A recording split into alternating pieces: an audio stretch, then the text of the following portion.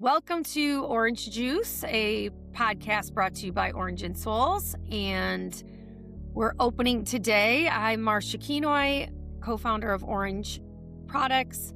And we have Mallory on with us from Chicago, who's our producer. She's filling in today as Owen is double booked. So Mallory, how is Chicago? It's been okay. The weather is fluctuating. We went from 60 and sunny on Friday to 10 degrees with the wind chill, gray and disgusting on Saturday. So it's been really interesting. But it is good for our topic today, which is about layering. Um, as I said, we're dealing with very unpredictable weather and we need to be prepared so you guys can stay active and stay outside. So that's kind of our goal today, is giving you some tips on how to stay moving and deal with the unpredictability of spring. Well, it is unpredictable if you think about it. We were talking how just the temps, like there's so much cold for what, the whole month of January. I'm just speaking to Chicago. I saw that stat, 29 days, only 9 hours were above zero in temperature. Am I saying that right? See, you sent that to me. I don't know if that's even true. But Oh, sure. it's probably AI generated. Yeah. Just kidding. Yeah. Well, I know it was miserable for everybody that I've talked to in the Midwest. And I bought back and forth between our Michigan office and our Florida office. So I get a variance of the temperatures. Needless to say, I don't mind, like, if you're a runner, winter is an amazing time to run. It's so beautiful out. Everything's white snow, that kind of thing. It's a lot of layers, and you have to think through all the layers and the thickness of the layers. But that's one thing that we're going to talk about today, is like that transition. Or it's spring and I'm like, hey, now I'm ready to start getting out, get active, and maybe I'm just starting a running program or a walking program, or I'm walking my dog, like whatever it may be. We're going to talk about the different between wind chill, how your body is just a heater, a big furnace going off when you start walking fast, running, that type of thing. And when that happens, how do we dress for it? How do we dress for the change that's going to happen over the 30-minute walk, the hour run, whatever it is you're doing? We're going to kind of break it down for you in what the type of layers um, could be so that you're ready to go. I think one thing that's kind of crazy is in the spring, this just happened last week when I was in the Michigan office. All these people were out wearing shorts like this. One week we're in snow, thick tights running, and then the next week we're in shorts. So uh I like that concept. For me, I like to layer my top to keep me warm versus my legs. So it'll be interesting as we break this down and kind of see what you're comfortable with or what you like to do, Mallory, versus what I like to do. But with that, you know, let's talk about that. 10 minutes versus 15 minutes and how your body's changing.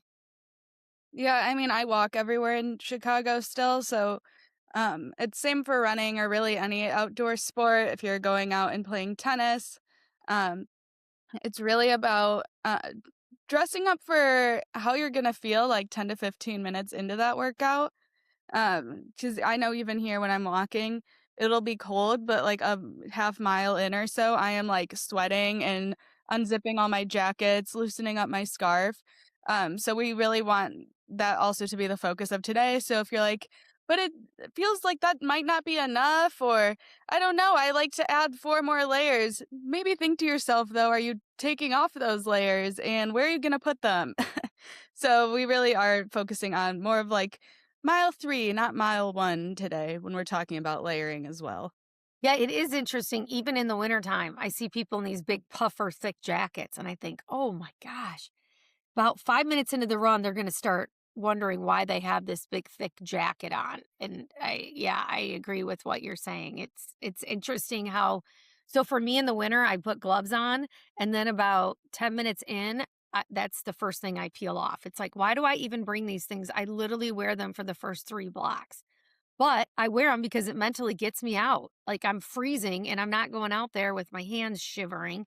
And that's the first spot that the heat goes for me. So, but yeah, so with that, Mallory, no, there's a lot of base layers that can happen, correct? Yeah, so we'll get into our layering formula. And step one is your base layer. So a few things to think about here is the material that you are going for is going to matter a lot. We do want to avoid cotton for a lot of reasons. It's not breathable. When it starts getting sweaty, it can cause like some different chafing and things that just don't feel great. So this is a time to invest into some more quality pieces, and think about moisture wicking fabrics or things even like merino wool. We've talked about a lot here. Those are going to be your friends. We just want it, they'll help be breathable, and again, so you're not just like sitting in your sweat and like having that rub against you. It just does not feel comfortable. Um, and then also thinking about the fit, you do want it to be fitted because we are layering. So if you have like a baggier shirt on, it's not going to feel great having a bunch more on top of it. You're probably going to feel pretty bulky and it's going to be a little bit harder to move. So our goal here is to go for like fitted but breathable. We don't want it also like stuck and we're so tight, especially of like sports bras and things like that. It can restrict your breathing if you have things like that way too tight on you. So it's like the reverse, where sometimes if it's too loose, you can feel bulky and like it's hard to move. And if it's too tight, you're so stuck here, it's hard to move. Yeah, I would say too, which I love, is the nicer wool companies have different thickness of their wool shirts. So, like in the wintertime for smart wool, I was their thickest fabric. I was using it. But now there's a midweight to a lightweight that I would switch to for the spring and even the summer. And then the summer, they have tank tops in that lightweight wool. So it's if you have a run specialty store near you or can read up on it online, it's definitely worth buying for the right season and the right piece. They've got fun colors, which kind of makes it energetic for the spring, get you kind of fired up to get that. But that is so critical and so helpful to have the right material thickness, as well as obviously, like Mallory said, avoiding cotton, which just traps the water. And you don't want water trapped because it's sucking up your heat from your body, your furnace. So we don't want that in the spring because you still want it's still cold and you still want to protect yourself. Yeah, So yeah, it's what's that? worth it. I just wanna say it is worth investing in. I know the cotton pieces tend to be cheaper, but they also get worn out a lot quicker. So if you're buying several in the time, buying one nice piece, if I have to buy 3 cotton shirts for every nice merino wool shirt, is it really worth it? Especially if it's not doing the same job. So, like, again, I this is something I encourage you to actually invest in, because we have so many hacks on here on how to save money and all of our little stretch tips and things, but this is something actually worth investing in. Well, I'm laughing inside. My cousin Shannon was out running in the winter and she slipped and fell and snapped her leg right in half. And that's the other thing I'm happy that to be out of winter, the ice, it's so hard to like all of a sudden a patch of black ice will come out of nowhere. But anyway, when the ambulance came, all she cared about is them not to cut up her smart wool shirt. She was obsessed because we all know they run what, 80 to $120, but they will last. I've had some for 15 years still. Anyway, so she was obsessed. Don't cut my shirt. Don't cut my shirt. And I looked at him like, "Oh, Shannon, I will get you a new shirt. Like, let them take care of you. What the heck are you saying right now?" But anyway, I had to share that story because some people love their smart wool. The other thing I would say too is, having the right sports bra is key. There's different ones for winter versus spring. I feel there's different lighter versions that help when the heat isn't, you don't need to be so warm. There's different layering ones with that. And then I love the color that they bring out in the spring. They've got the cutest colors, and that's fun too to kind of feel it just motivates you to get outside when you can put something bright and cheery on for the springtime. So then, Mallory, we just talked about what we call the base layer. And now we go to the mid layer, which is interesting. The mid layer, after you get this thin layer on the bottom, you get the mid layer. A mid layer can be as simple as a quarter zip type jacket layer. I say jacket because a quarter zip to me is like a jacket. And the reason that a quarter zip is so functional and helpful is Obviously, when you start out, you're gonna have that zipped all the way out up. So we're trapping in the heat. But as you get going 10, 15 minutes into it, you can unzip that zipper and it starts releasing out that heat. And as you're warming up, it balances it out. And I really think that's a critical piece for spring is to have that quarter zip. Some of them have hoods, so you can easily start out with your zipped up hood up. And then as you're warming up, hood can go off and then quarter zip can go down. It's just like a whole kind of step by step process as you warm up. And about 10, 15 minutes into the run, trust me, you're going to be flipping the hood off, but it gets you going. At least you're running because it's you don't wanna step out and be like, "It's so cold, I'm going back, I'm not doing this." So I highly recommend that, and then the other thing is the breathable hoodie. Mallory, do you have a breathable hoodie? Yeah, I have some lighter weight hoodies. It's more about like the material, some of like that Lululemon type stuff, Viore, like that lighter weight, more athletic fabric, but in hoodie form. I really like. Also have a quarter zip Lululemon like cropped kinda hoodie, which I like to wear too for that kind of layering. But yeah, these kind of pieces are really great for, like, that transition temperature that, like, above freezing, but we're not quite in, like, the 60s yet, so, like, that, 30s to 50s range. Especially, again, I'm in the windy city, so during those windy days, having that extra layer, like, really makes a difference because I'm sure many of you know, a colder day with no wind and sun feels great, a colder day with no sun and wind feels awful, and it could be the exact same temperature out. So definitely good for those no sun, windy days as well. And they're super easy to take off and just like tie around your waist or your shoulders if you need to start stripping down. Well, that's the thing too is I don't even take it off. I just start unzipping it, unzipping it, unzipping it, and then I just slide my arms out and I just tie it. I never officially unzip it all the way. And then it you know what I mean? And then it's tied on and you're not even stopping your run. You can just keep going and it's locked in. So yeah, that's why I like the long zip coat as you get into warmer weather because I know I'm gonna take it off. Or like the quarter zip, it's you're really not gonna take it off. You're just gonna unzip it and as you get warmed up. So different pieces, different times, depending on is it 35 degrees? Is it 50 degrees? Is it 15 degrees? But I also love how people who, when it's 35 are in shorts. Let's go. It depends where you live because that sometimes feels amazing to people. Yeah, But, no matter where you are, you probably need an outer layer as well. So the main kinda ones are, like, jackets, whether it be a windbreaker or more of a rain jacket, weather depending. A lot of these companies have really amazing lightweight and packable jackets, like some that will fold up into, like, a little bag, and then you can just shove it in your pocket, and it's easy because again, if you're on the go and running, that can be annoying. Or if you're ever out traveling, that's also really awesome.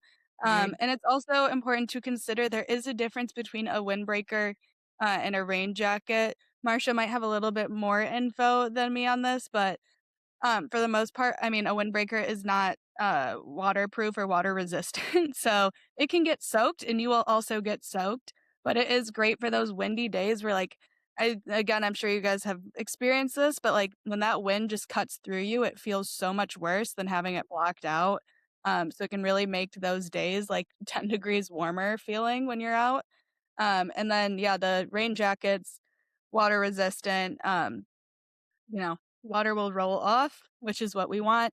That does fade over time, so keep that in mind. You may need to re-waterproof some of your jackets. And ventilation also can matter, especially with rain jackets. I know I have had some experiences where they can get pretty hot, which is like kind of a difference with the windbreaker. Can be a little bit more ventilation and stuff going on there, but some of those rain jackets, like I have a Patagonia one I've had forever. It actually has zippers in the armpits, so you can open them up and vent yourself out a bit, so you don't get too hot while you're doing that. So those are also some things to look out for. You may have some more, Marcia, on that outer layer stuff.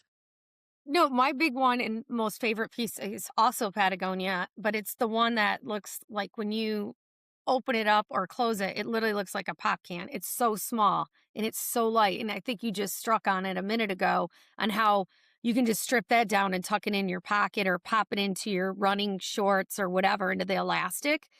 Once you put it back in that ball, it's so easy, light to travel with. If anyone travels with like a fanny pack that you're carrying your gels, your hydration stuff as you're running, it easily fits in that. So I highly recommend the investment in that particular piece because to Mallory's point, it blocks the wind, it's rainproof.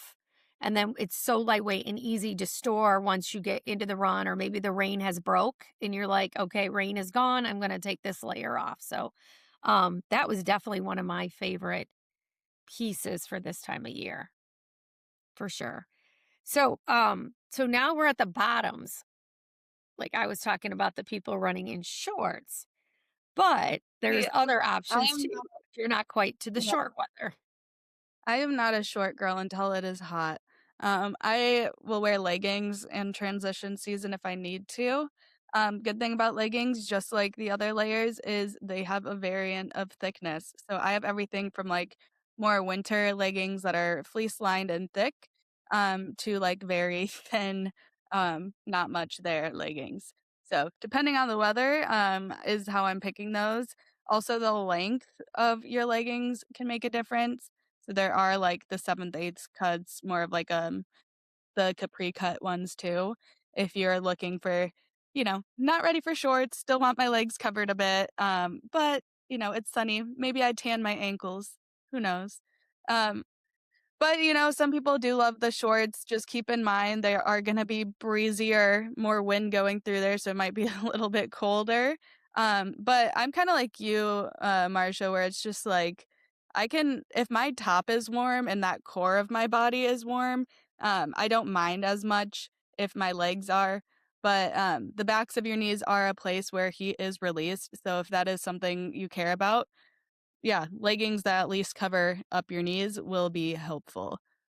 Yeah, I would say too is chafing is a big thing for me. So like making sure when I go to shorts, is it the right kind of short? Like some of these running shorts I can't do because of that. But what I love to do is I'm a sport person, so I play a lot of golf. So I have like longer inner panel on these skirts that I have, and so that makes it a nice running short for me. So I run in shorts that are skirts, and I love the ones at Viore. I run in Lululemons.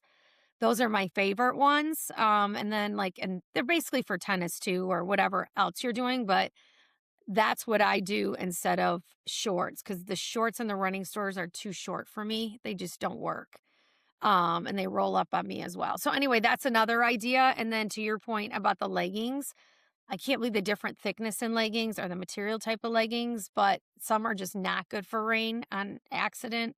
Some of the Viore ones or even Lulu have different materials that are super cute for like doing aerobics or Pilates or something like inside, but outside, don't get tricked on the leggings if the material isn't right for rain.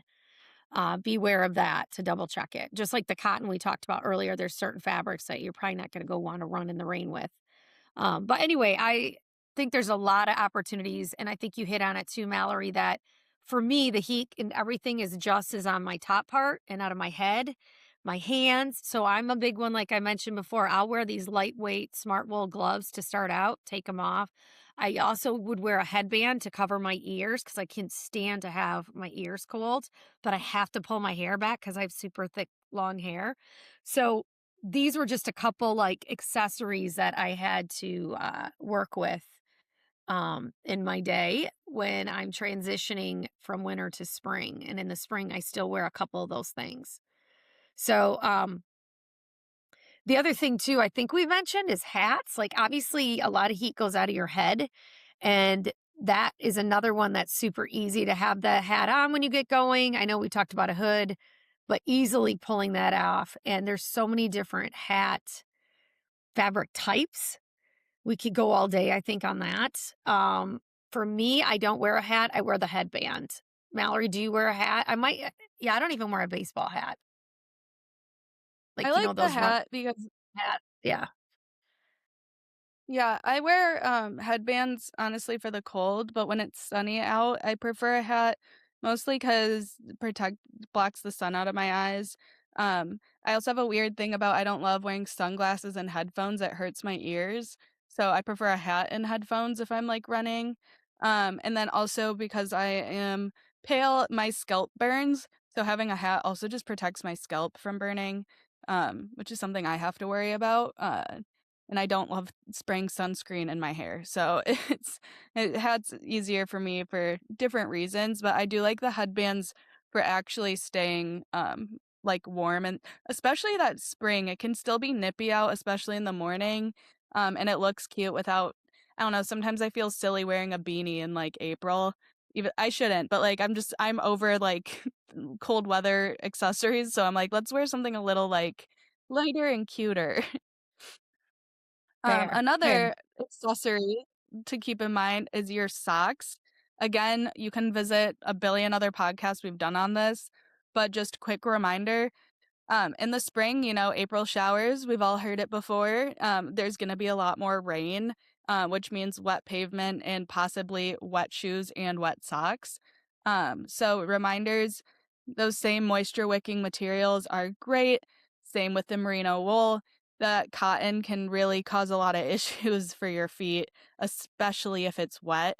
And something to keep in mind too with the better socks is if everything's wet, your foot has more potential to slide around in that shoe. So having a better sock that's going to keep your foot in place, have some good grip, um, all those kinds of things, or just stay more dry because it is moisture wicking, that kind of thing, will make you feel a lot better at the end of the day.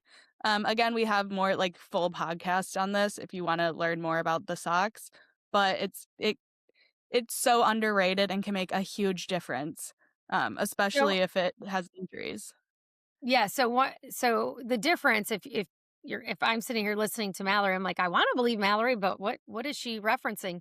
One of the number one things that the issue causes when you don't have the right socks and you're running in the rain or you don't have the right shoe and there's a lot of movement is blisters. And nobody wants blisters, but it's the fastest thing you're going to get when your foot is shifting around, especially with a material that's wet and it's rubbing. So uh definitely wanna be aware of that, and then, the other thing that's really critical is if you went raining one day and you can't really get your shoes to dry out, if you don't have a dryer right in your apartment or house or availability to it, it's good to, like, rotate the shoes too, and it's not even bad to rotate your shoes in general, I do believe, when you're running, but, so just keep that in mind. If they're wet, from the day before, you may just wanna start with a dry shoe. If you're going out the next day or 2 days later and your original shoe is still not dry. And then, I don't really know if I know the proper way to let shoes dry, but some shoes I have, I actually put them in the washer and the dryer. Um, I guess you could put them in front of a fan, a heater, however, to get them to properly dry. Mallory, do you have any thoughts on that? Just don't throw them in your closet and shut the door. Like, True. leave them out, spread open, like, the shoelaces, open up the tongue of the shoe, take out your insoles, or if you don't have insoles in, just like that flimsy base shoe liner, take it out, let that dry all separately, like, just open it up and let it dry or else you're gonna have stinky shoes, and they're gonna get real gross real fast. So it's really just about, like, opening them all up and not just shoving them in a dark closet and giving them a place where there's circulation and can actually dry. This is something I had to learn with, like, cleats growing up because we would just shove them in the bag, and they would get really gross and smelly. All my equipment would 'cause it'd be wet, and so you gotta lay everything out just to dry and give it a place where there's actual circulation. Well, you being a goalie, you had the shoulder pads and all of it, and so did your brothers when they played football. So, yes, like, we all got caught when we'd unzip that bag and go, "Woo, what's Yeah. happening in here?" So, the other thing too is, like I mentioned earlier, is just springtime, kinda like a reset time for a lot of people being able to not be cooped up anymore. So, I know, Mallory, you're also dabbling in retail lately, and I know there's a lot of, like, new colors and light fabrics that are out there. Do you know, I don't mean to put you on the spot, like, what is the color this spring? Do you know what the in color is? I think I heard pink, but I'm not sure that's the color. Um, we have a full rack of pink stuff and pink sweaters, and then, mint green is another big one, especially paired with, like, a chocolate brown. So you are giving mint chip ice cream, but it's really cute.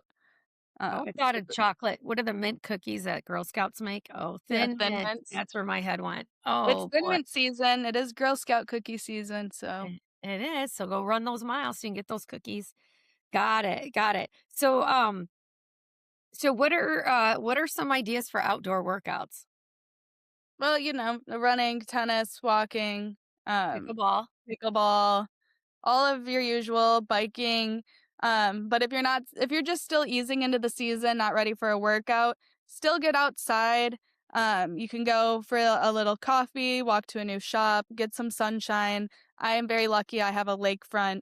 Get out into your nature trails. And just a reminder, there's a really great saying. I'm gonna butcher it, but it's what Swedish people say, there's no bad weather, there's only bad clothes. Something along those lines, where it's how you dress matters more than the weather. So still get out there this year, get out there this spring, and hopefully some of these layering tips gave you some confidence to, get out there and you're going to be warm. You're going to be okay. Just survive those first 10 minutes. Remember, it's okay to start slightly cold. You will warm up, I promise. Well, the other thing too is if you're kinda hesitant about even how to start, at playmakers.com, they have good form running, or walking that will teach you the right way, the proper form, so you're not gonna get injured. Definitely something to look into. And then the other thing I would encourage folks, if you're like, wow, okay, great, I have the stuff to wear, I'm just not motivated. And it's okay to go do a run walk. Go run a block, walk a block, run a block, walk a block. People do it all the time. And it's actually, from what I'm hearing, like if you have an aura ring or something like that, it actually is just as productive when it comes to burning calories as it would be if you just ran the whole way. So just keep in mind there are things that will also get you motivated after you get your outfit, the right layers on, and test it out. And maybe you just test it out on a walk. Just get out and walk like heavy, fast, brisk walking and practice your layers before you go into your long run, testing out the weather.